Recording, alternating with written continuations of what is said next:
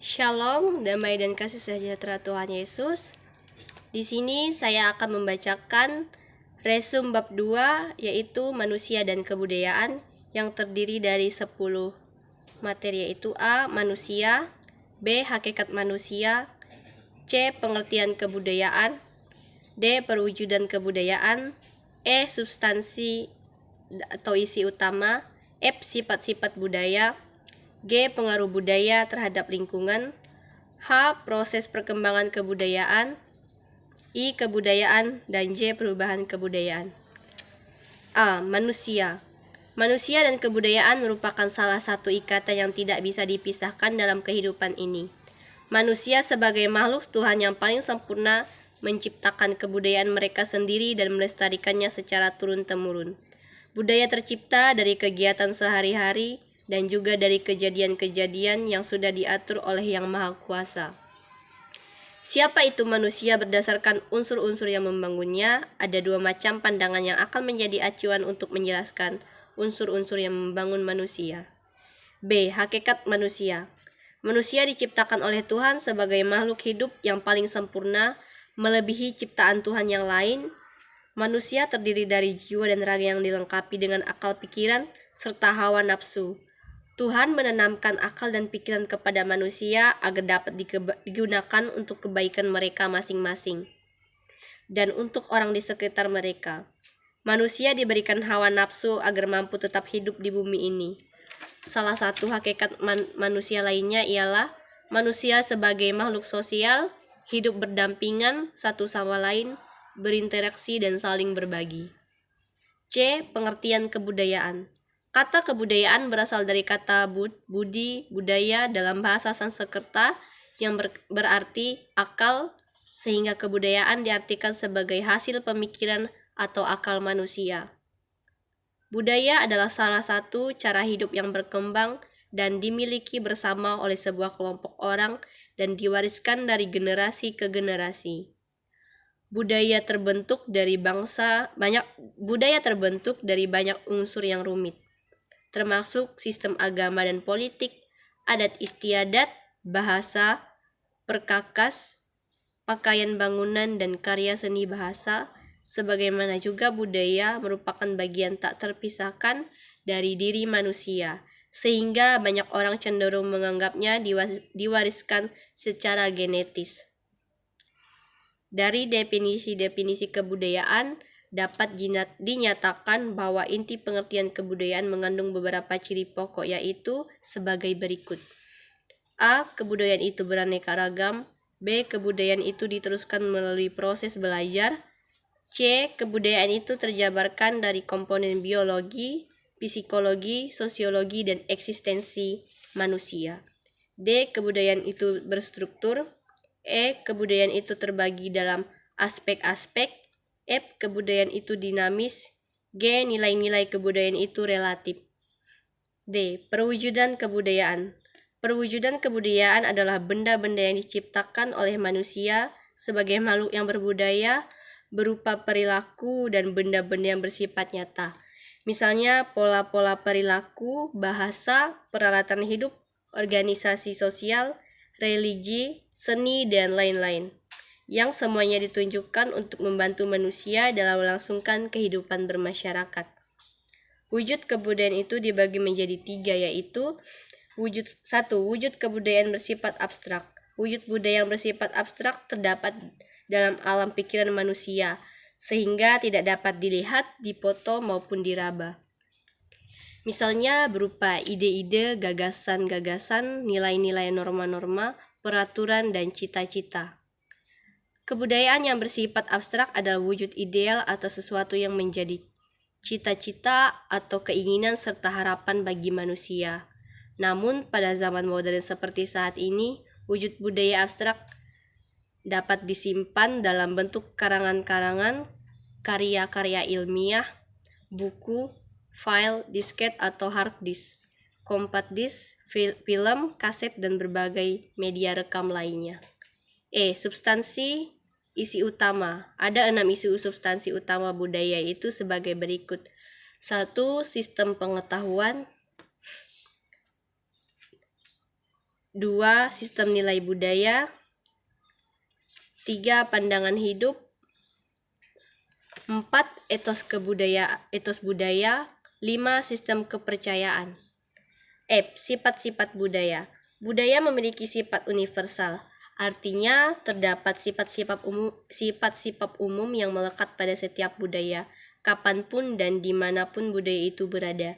Sifat-sifat itu adalah sebagai berikut. 1. Budaya adalah milik bersama. Budaya adalah milik masyarakat pendukung budaya yang bersangkutan. Budaya bukanlah milik perseorangan. William A. Haviland mendefinisikan budaya sebagai seperangkat peraturan atau norma yang dimiliki bersama oleh anggota masyarakatnya. Apabila peraturan atau norma tersebut dilaksanakan atau dipatuhi, akan melahirkan perilaku yang oleh anggotanya dipandang layak dan diterima. Adapun masyarakat didefinisikan sebagai kelompok orang yang mendiami suatu daerah tertentu yang secara bersama-sama memiliki tradisi budaya yang sama. 2. Budaya berkaitan dengan situasi masyarakatnya. Budaya mempunyai kecenderungan untuk bertahan terhadap perubahan apabila unsur-unsur budaya yang bersangkutan masih sesuai fungsinya dengan kehidupan masyarakatnya. 3. Budaya berfungsi untuk membantu manusia. Parsudi Suparlan, seorang ahli antropologi Indonesia, menyatakan bahwa budaya berfungsi sebagai pedoman hidup untuk memenuhi kebutuhan hidup manusia. Menurut Paddington, Parsudi Suparlan mengklasifikasikan kebutuhan hidup manusia ke dalam 3 jenis, yaitu kebutuhan primer, kebutuhan sekunder, dan kebutuhan integratif. 4. Budaya diteruskan dan diwariskan melalui proses belajar semua budaya diteruskan dan diwariskan dari satu generasi ke generasi berikutnya melalui proses belajar, bukan diwariskan secara biologis. Melalui proses panjang, seorang individu semenjak dilahirkan akan belajar berintegrasi dengan lingkungan sosialnya. Ia juga akan belajar menyatukan dirinya dengan lingkungan budayanya. G. Pengaruh budaya terhadap lingkungan. Budaya atau kebudayaan berasal dari bahasa Sanskerta, yaitu budaya yang merupakan bentuk jamak dari budi. Dalam kurung budi atau akal, diartikan sebagai hal yang berkaitan dengan budi dan akal manusia, yang dikutip dari duniabaca.com. Perwujudan dari kebudayaan adalah benda-benda yang diciptakan oleh manusia sebagai makhluk yang berbudaya berupa perilaku dan benda-benda yang bersifat nyata, misalnya pola-pola perilaku, bahasa, peralatan hidup, organisasi sosial, religi, seni-seni, dan lain-lain yang kesemuanya ditujukan untuk membantu manusia dalam melangsungkan kehidupan bermasyarakat. Jadi, kebudayaan merupakan suatu yang akan memengaruhi tingkat pengetahuan yang meliputi ide atau gagasan yang terdapat dalam pikiran manusia, sehingga dalam kehidupan sehari-hari, kebudayaan itu bersifat abstrak, namun kebudayaan dapat dilihat dari perilaku dan benda-benda yang bersifat nyata yang ada di lingkungan masyarakat sebagai wujud ciptaannya sebagai makhluk yang berbudaya. H. Proses perkembangan kebudayaan.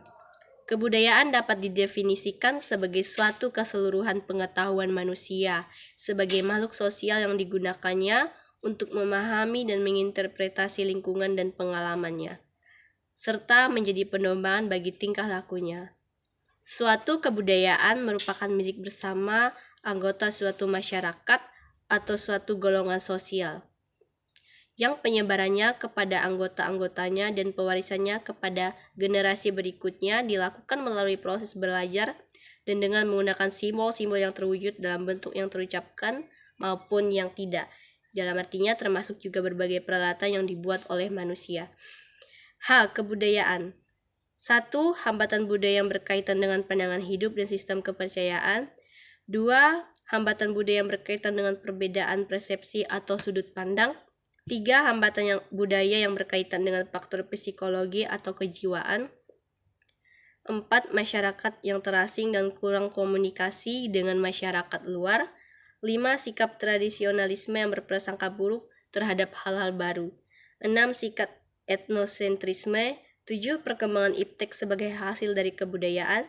8. Pewarisan kebudayaan. 9. Perubahan kebudayaan. 10. Penyebaran kebudayaan. J. Perubahan kebudayaan. Perubahan kebudayaan adalah suatu penerimaan cara-cara baru atau suatu perbaikan dari cara-cara masyarakat dalam memenuhi kebutuhannya. Jadi, perubahan kebudayaan terjadi sesuai dengan perkembangan masyarakat pendukungnya. Tidak ada dukungan dari masyarakat, maka tidak akan ada perubahan, baik itu ke arah positif atau negatif. Bentuk-bentuk perubahan kebudayaan antara lain yaitu yang pertama, perubahan yang terjadi secara lambat atau dalam istilah lainnya terkenal dengan sebutan evolusi. Dua, perubahan yang terjadi secara cepat atau dalam istilah ilmiahnya disebut revolusi. Salah satu contoh adalah revolusi industri. Tiga, perubahan yang memiliki pengaruh kecil. Empat, perubahan yang pengaruhnya besar. Lima, perubahan yang direncanakan atau dikehendaki. Enam, perubahan yang tidak dikehendaki atau tidak direncanakan. Nah, jadi demikianlah hasil resum bab 2. Saya ucapkan terima kasih. Shalom.